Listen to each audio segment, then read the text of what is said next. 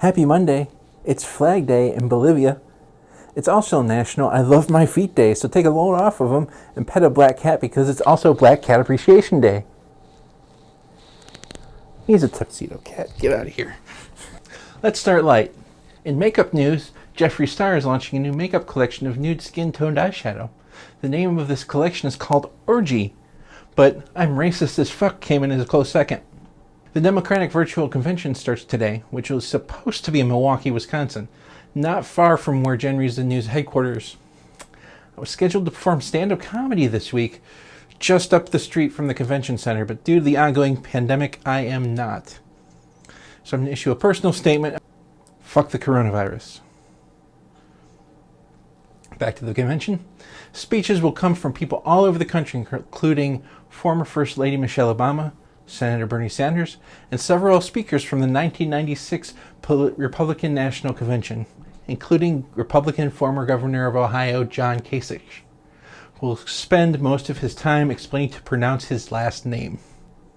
Some people have wondered, how does a Republican get a speaking role at DNC, including the nation's political reporter Ken Klipperstein, seen here with a bunch of books he's apparently using to hold up a phone mount.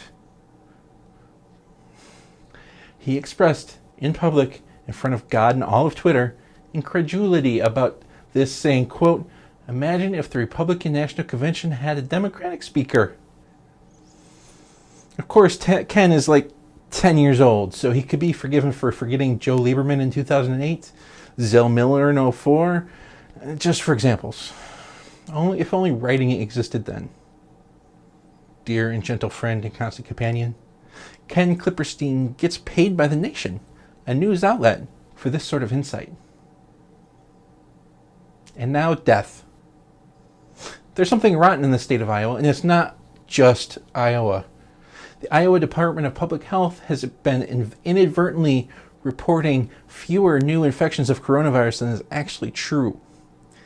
Apparently, they are using the first date of testing instead of the positive test date. So the overall number, over 52,000, is the same, but the curve is not as flat as it first appears, which is also what happens when I wear leggings that are too tight. This data error is especially worrisome as parents prepare to send children back to school, where the total, while tragic, is not indicative of how fast we are descending into hell. In this handbasket. And now, more death. This weekend, President Trump's brother Robert passed away from an undisclosed illness. Rumors about this being COVID-related are just rumors and could not be verified as being anything but rumors that Donald Trump's brother, Robert Trump, died of COVID-19, especially as part of his brother's ineptitude. Mr. Trump also eulogized his brother on Fox News, which was a display of heartbreaking bullshit about himself. I mean, if you want, you can read it. It's kind of here. It doesn't make any sense. But I guess funerals and wakes are for the living. Following last week's groundbreaking normalization of relations between Israel and the UAE, Trump has his hand on something else good. And I am sure I will regret saying this. Trump did a good thing again. He supported having elections across multiple days, which is kind of wild. 2 things in 2 weeks. When will the winning stop? He also appeared to support more voting booths in the U.S. He still does not support mail-in ballots, even though he'll be voting by mail, potentially legally, as Mar-a-Lago is a commercial enterprise and not a residence. Laws. Who needs them? He then said concerns about COVID-19 would be an acceptable excuse for an absentee ballot. Absentee ballots are typically sent through the mail, where now it will never be heard from again.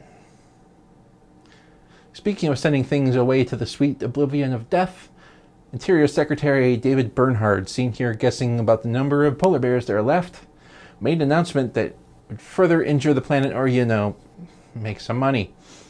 He said that the entire 1.5 million acre coastal plain will be available for lease for drilling and gas exploration. He said that this marks a new chapter in energy independence and could create many thousands of new jobs, which will be needed when the post office lays everyone off. Bernhard said a lease may be sold as soon as the end of the year, and the leases are sure to enrich the oil industry, including but not limited to former oil lobbyist David Bernhard, seen here, showing how much higher his pile of money will be. And finally, even more Death Valley, that is. Death Valley, California reached 130 degrees Fahrenheit. This is the hottest temperature since it reached 134 back in 1913. For you civilized people, 130 is 54.4 of the C degrees. That's the news for Monday. I'll see you on Wednesday.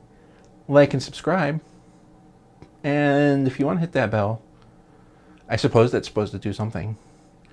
Also, because I'm always working, I will be putting up my How to Flirt Like a Man book in PDF format on Patreon on Friday.